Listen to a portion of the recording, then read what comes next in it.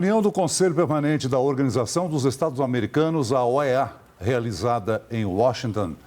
O representante dos Estados Unidos foi interrompido no momento em que explicava a justificativa norte-americana para a captura de Maduro.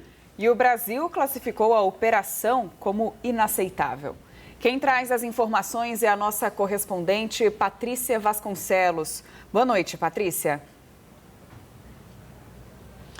Boa noite, Marina, Celso. É isso, o Brasil reforçou, né, o que foi dito no Conselho de Segurança da ONU ontem, mas agora, desta vez, na Organização dos Estados Americanos, dizendo que a operação militar, a mando aqui da Casa Branca na Venezuela, ultrapassou a linha do aceitável, ou seja, foi inaceitável. E como vocês bem falaram, quando o diplomata dos Estados Unidos estava justificando esta ação militar, né, e ele se referiu ao documento que incrimina Nicolás Maduro, a Cília Flores, sua esposa, e outras 4 pessoas, ele foi interrompido. Uma mulher começou a falar, gritar basicamente, né, dizendo que a motivação, segundo ela, dos Estados Unidos não é respeito aos direitos humanos, mas interesses políticos, e naquele momento houve uma interferência de, enfim, pessoas que estavam ali na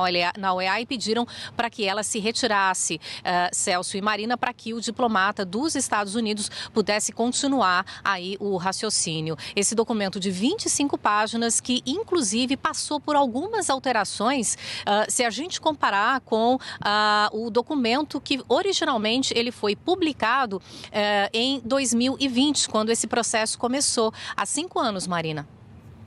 Patrícia, a gente também tem o destaque da fala da diplomacia brasileira, mas para além do posicionamento do nosso país, temos o fato de os Estados Unidos terem voltado atrás no fato de terem chamado, num primeiro momento, né, Nicolás Maduro de líder de um cartel de tráfico de drogas. Traz mais detalhes para a gente sobre esses 2 pontos, por favor.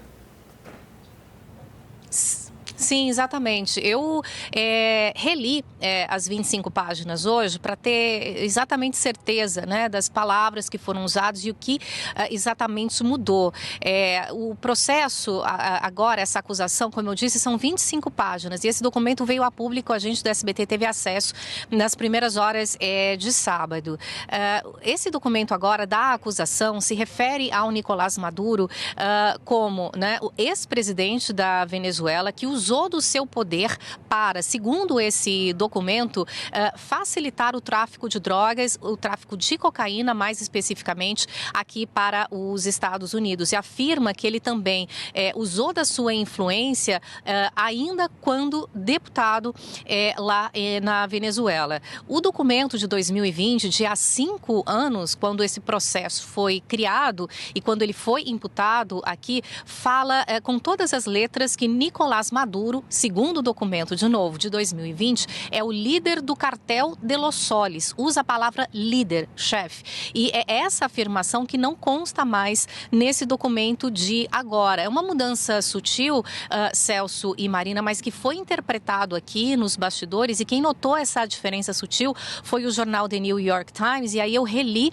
o documento, acessei o documento de 2020 e realmente há essa diferença, né, de verbal e não verbal, de não afirmar que ele é o líder, mas que ele usou da influência, né, política para enviar drogas para cá. Pode ser um recuo ou pode ser também uma estratégia jurídica. Uma estratégia jurídica a gente não sabe, mas que houve essa mudança, né, na maneira que no documento do judiciário americano essa mudança existe sim. Marina, espero que tenha ficado claro. Muitos entendem que é uma estratégia jurídica, agora vai depender como a defesa, né, do Nicolás Maduro vai usar isso aí.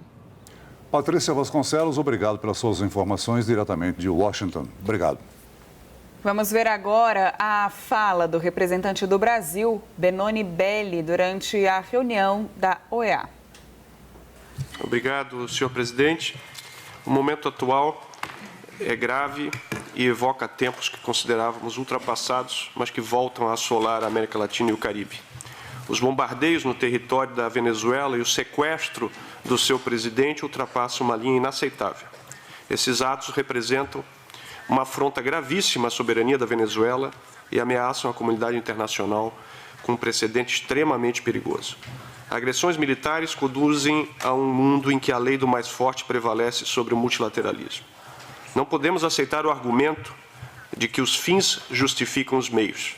Esse raciocínio carece de legitimidade e abre a possibilidade de conferir aos mais fortes o direito de definir o que é justo ou injusto, o que é certo ou errado, e de ignorar as soberanias nacionais, ditando as decisões que devem tomar os mais fracos. A soberania nacional, sustentada no direito internacional e nas instituições multilaterais, é fundamental para que os povos possam exercer sua autodeterminação. O edifício multilateral, apesar de suas imperfeições, constitui o único instrumento disponível para assegurar racionalidade, igualdade e justiça entre as nações. Se perdermos isso, senhor presidente, perderemos não só a independência, mas também a dignidade nacional. E seremos coadjuvantes na definição de nosso próprio destino. A força do argumento cederá lugar ao argumento da força. As relações de cooperação podem transformar-se em meras relações de subordinação. Assistiremos, assim, ao colapso da ordem internacional erigida após a Segunda Guerra. A desordem que ocupará o vácuo será ainda mais injusta, violenta e opressiva, pois tenderá a ser regida pela lei da selva, sem qualquer tipo de contenção. Senhor presidente, a Carta das Nações Unidas e as obrigações hemisféricas foram claramente violadas. Recordemos a recente resolução 297/2025 da Comissão Jurídica Interamericana, que reiterou unanimemente que o uso da força nas relações internacionais está proibido, salvo em caso de legítima defesa contra agressão armada ou ação coletiva autorizada pelo Conselho de Segurança das Nações Unidas.